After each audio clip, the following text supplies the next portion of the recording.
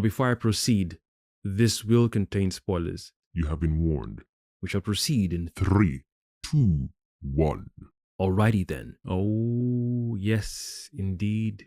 Yes, indeed. The glasses are off, so it means it's about to go down. I want to finally, this has been on my chest for a long time, and I know I've uploaded this once or twice in my previous videos in regards to the Spider-Man 2 and Spider-Man 3. Spider-Man 3, them. The Tom Holland Spider-Man 2 and 3 movies. For me, the only Tom Holland Spider-Man movie that exists in the MCU, for me, in my mind, is the first one. Damn, son. The second and third one feel like non-movies to me if certain decisions or character decisions weren't made. Nice. Spider-Man 2 and 3 did 2 things for me, or 3 things. Part 2 felt like it insulted should I say the legacy of Tony Stark, or the way Tony Stark would do things. It didn't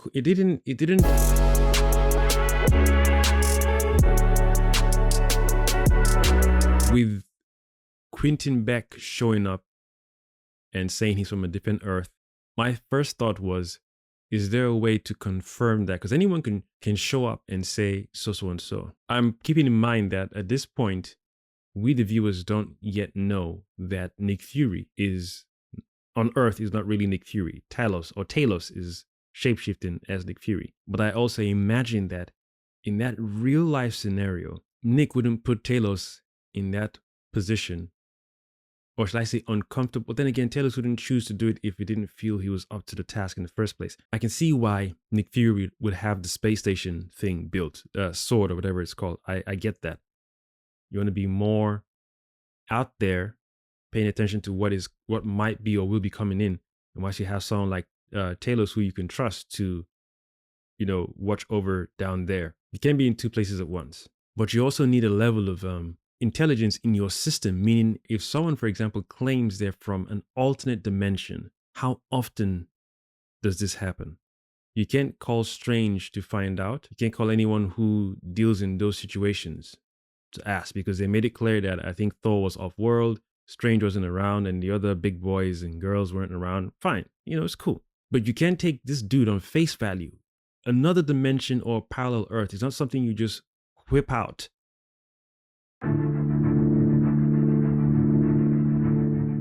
Half of us on this planet were somewhere before, and now we've returned. We're just about getting on with life. Just about. Right now, anybody wondering or worrying about fighting some smoke creature, earth creature, water creature, fire creature is just too much. So for a guy who just comes and says he's from an alternate dimension or parallel or whatever it is, he can't fly. That shouldn't have flown on, your radar should have been pinging at this point, because a lot of us literally, we felt we died and we're back here again, second, chance on life. And then some dude comes out and says, I'm from a parallel Earth, 616 or 626 or 652, 222. Shut up. Damn, son. Shut up. My point is, I didn't see why it was so easy for these guys to just swallow what he said after what they just went through. Thanos handed you guys your asses on the platter. You just about got lucky. Just because if Tony hadn't built that time machine thing, I don't know how they would have fixed it. I don't know. They were trying with Bruce Banner. But if Tony hadn't done the Mobius strip and fixed whatever, if he hadn't done that, and even if he attempted and failed, it would have been a different story. So to go through all that, for Tony to sacrifice himself, and prior to doing that, he already pre-recorded a video and whatnot. Even when he spoke to Captain America and the squad, he said, yo, I made it back, man. On paper, I'm not supposed to be alive. After that dude pierced me with my own nanotech thing in my gut, I'm not supposed to be alive. I'm here. And I have a child? Maybe he would have been more inclined to do something if Pepper was snapped as well. Information would have spread saying whatever happened on Earth, whatever you saw people turn to dust, is happened across the cosmos, guys, across the cosmos. So Marvel gave us something so heavy and grand, only to put this nonsense in Spider-Man 2 saying Tony Stark left the glasses, especially after the legacy of what Tony Stark left behind. You think he knew that when he snapped the fingers, he'll be okay? What medicine do you think you're going to give him? Some drips? Some herbs? Some sea moss? Damn, son. Some turmeric or ginger?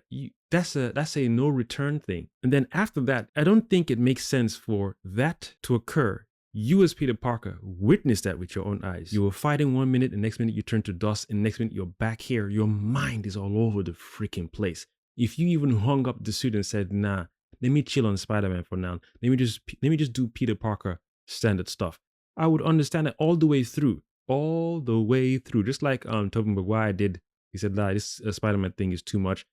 And, hung up the suit. It was already in the comics and the cartoon as well. So that one makes sense, especially after you've gone through something like that. Quentin Beck comes, you have no cosmic way of testing what he's saying is true. I like this one.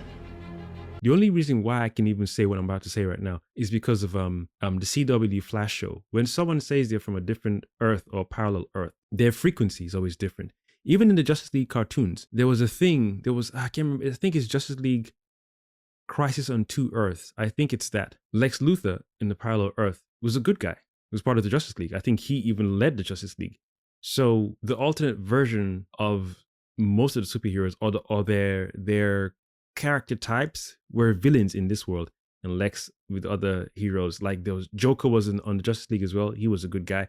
So it's almost like the good guys are bad guys are good guys kind of thing. Kind of. I didn't read the comics. I don't want to oversimplify it. Lex ends up on the Earth we are used to.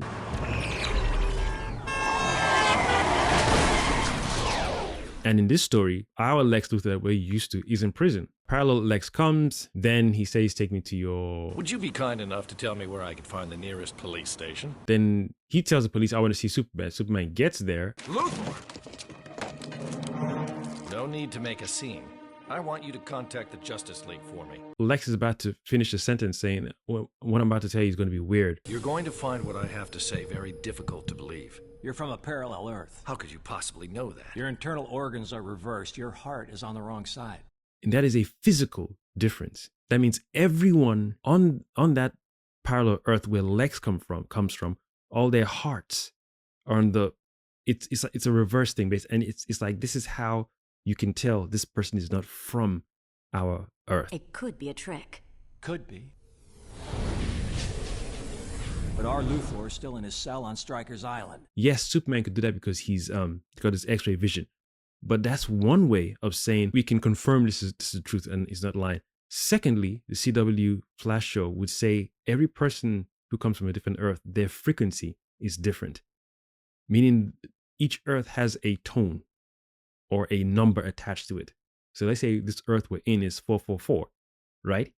Another parallel Earth would be 462. So when someone comes into our Earth, there'll be a way to measure their frequency to see if it matches the frequency of this Earth. Secondly, just like the X-ray thing Superman did, it's a common sense thing to say, okay, let's scan your body under the X-ray. We want to see your biological components. We want to test your blood just to make sure we know what you're saying is true. You don't understand! We're desperate right now because we need to stop this elemental things coming here and there. So we can say the importance of finding out if you're truly who or what you say you are isn't really going to be at maximum right now, because the more time we spend talking to each other, the more time these elemental creatures are just destroying the city and killing people.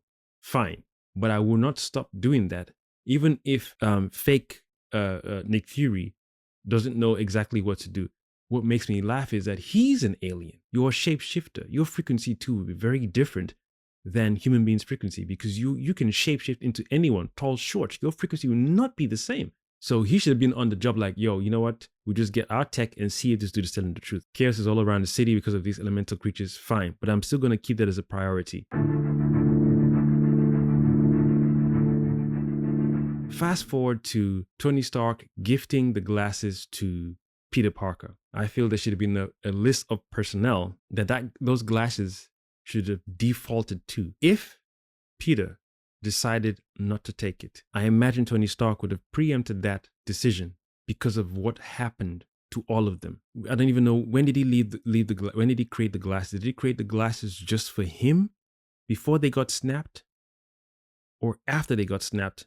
Meaning he knew they were going to undo the snapping and bring back. No. See, now I can't remember the time frame, because to say he built the glasses just for Peter Parker only, after he did the Mobius strip, Doesn't make sense. That's hubris. That's saying you knew you were going to wield the gauntlet and then nah. Does not compute. Maybe people will let me know in the comments. You recorded that recording in case you were going to die. You must have had an idea you were going to die.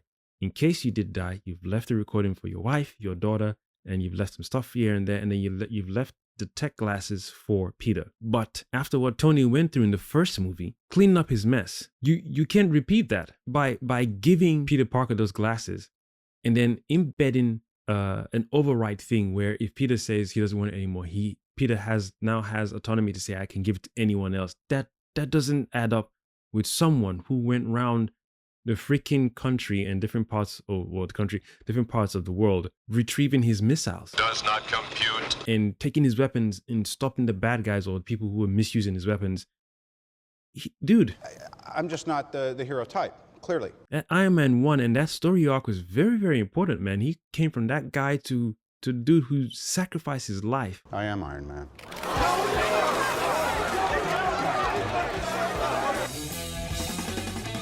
And I don't know if the movie made it clear that when Tony did the snapping, he undid the whole snapping across the universe. Because in Endgame, Captain Marvel made the statement saying, what happened to you guys on Earth happened to everyone across the galaxy. So that means when Thanos did the snapping, half of every living thing across the galaxy, past Pluto, Mars, Jupiter, Neptune, past your so-called 9 planets or 8 planets, the limited comprehension of man beyond that. I actually want to even do a separate video about that as well, because people were like, Thanos was right. Does not compute. We'll talk about that one in the future, but this one, let me just get this one off my chest. So when Tony did the snapping, I don't know if the movie was very specific that the snapping undid all the lives across the universe that Thanos halved, not just Earth. Not sure if they've been very specific about that, and if they have, then I must have missed it. So with that heavy sacrifice, Iron Man. Tony Stark would never let his tech end up in anyone else's hand, especially after Iron Man 1. After that, and now he's upgraded in how he built his tech. He stepped nanosuit, he stepped it up. Yo, the way he was always stepping up his gear just in case another bad guy comes that he can't handle every time. And that nanosuit that he upgraded to the maximum to an extent helped him end up in space and fight a Titan. I ain't scared of you motherfuckers. Just the progression of Tony's, this need for, I gotta keep going, protection. He just wants peace. He just wants everything to be all right. You don't understand. Always tinkering. Especially the way he flew when Peter Parker was falling off the wheel, the little spaceship wheel.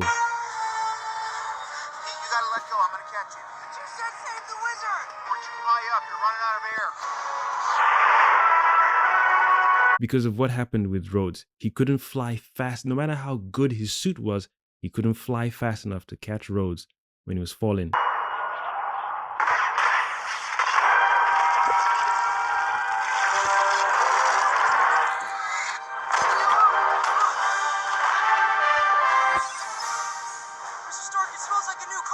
And everyone who watched the trailer, the first time the trailer came out for Infinity War, and we saw Iron Man flying at a particular speed past his regular speed, everyone knew, and they said it, not only knew, people who reviewed it were like, everyone unanimously were like, yep, that scene was a beautiful shot, because we saw, that's him basically saying after that experience he had with Rhodes, I got to step up my shit. What if that was Pepper Potts in a suit as well? Then he pushes his whole tech, now he's got nanotechnology.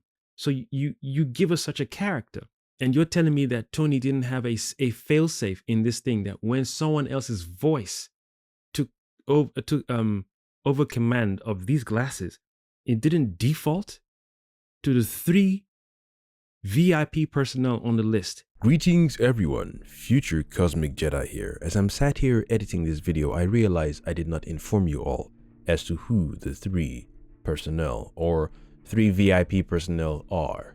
In my opinion, it is Pepper Potts, Happy Hogan, and Nick Fury. Then maybe for bonus you probably say Doctor Strange, but I don't really see Tony giving the glasses to Dr. Strange. But for safekeeping, in case Peter Parker declines, then because of the shared experience on Titan, I can see Tony Stark giving or deferring the like major security aspects of the glasses to Doctor Strange. Basically just turning the glasses to, you know, regular glasses, and every major arsenal will be shut down until these major personnel activate it for whatever reason. So again, Nick Fury, Pepper Potts, or Happy Hogan. So again, just to clarify, the 3 security personnel that I see as VIP to Tony to relinquish the rights to the glasses from Peter Parker in case he declines are Happy Hogan, Pepper Potts, and Nick Fury. I can semi-understand that Peter would say this is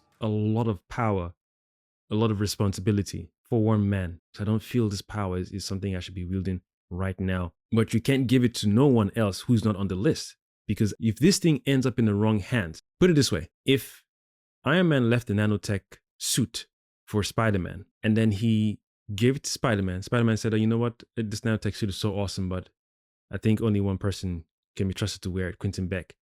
You see how stupid that sounds? Because it's now repeating the same thing that happened in Iron Man 1. Tony Stark, how they've written the character for us to watch in the movies, it doesn't add up. It just does not add up. If Pepper Potts had died in a dark Avengers story, whatever, Pepper Potts had died, Morgan had died, and there was no one else left, even Nick Fury had died, then it makes sense you'd have given it to Peter Parker. But even on top of that, in case Peter says this is too much for now, it's just let me handle this later, shut it down.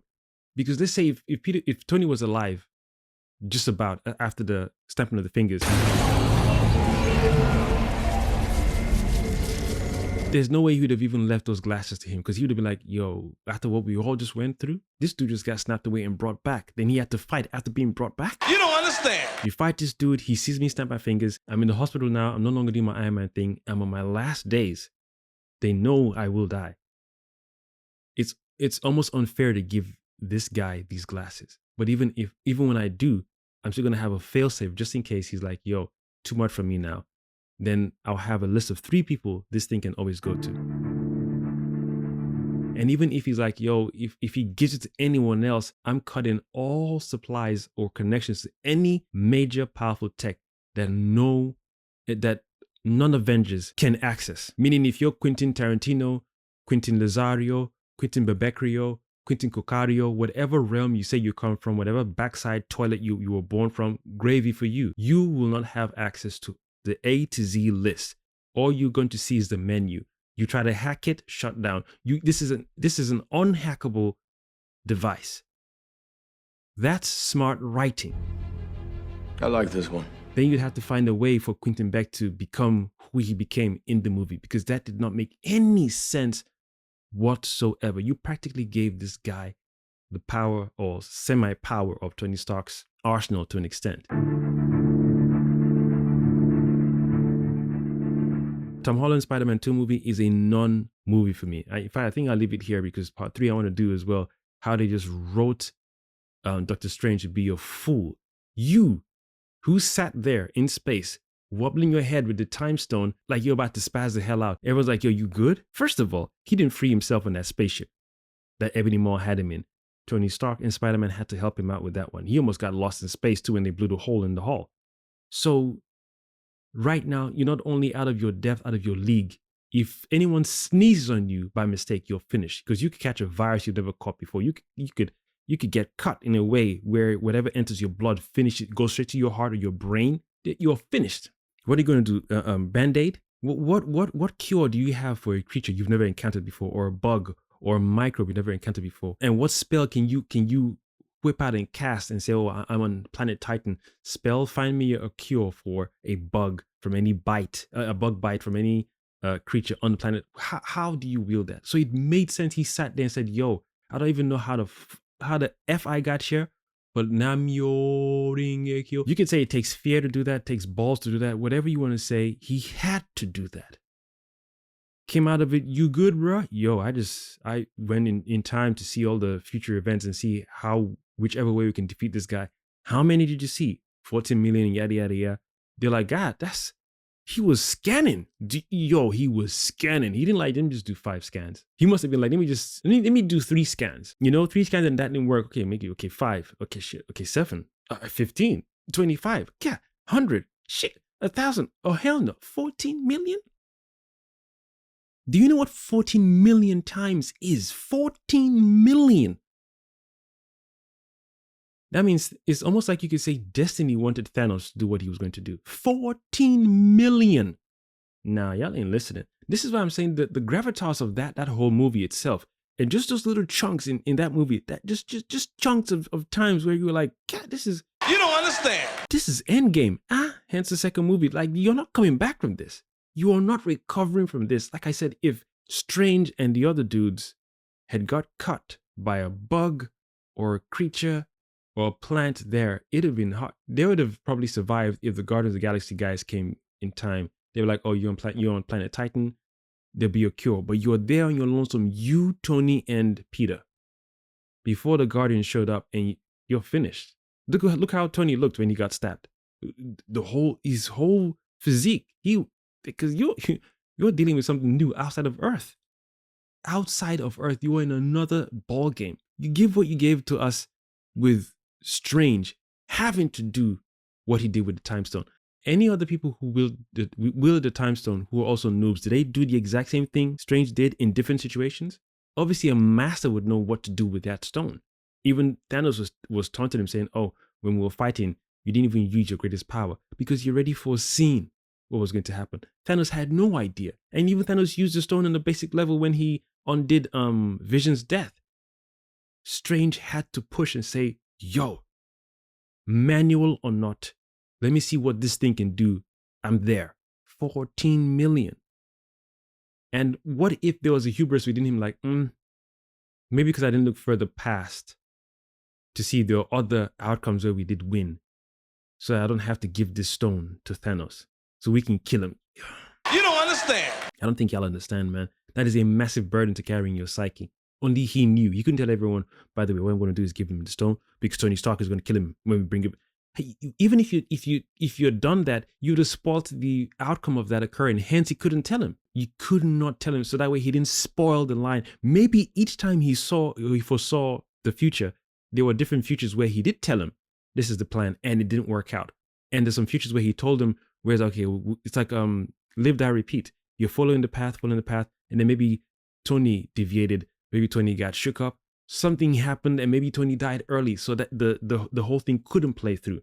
So at some point when he got to that one chance that they beat him, maybe in that one scenario that he foresaw, he couldn't tell Tony, this is the plan. He couldn't tell everyone. Damn, son.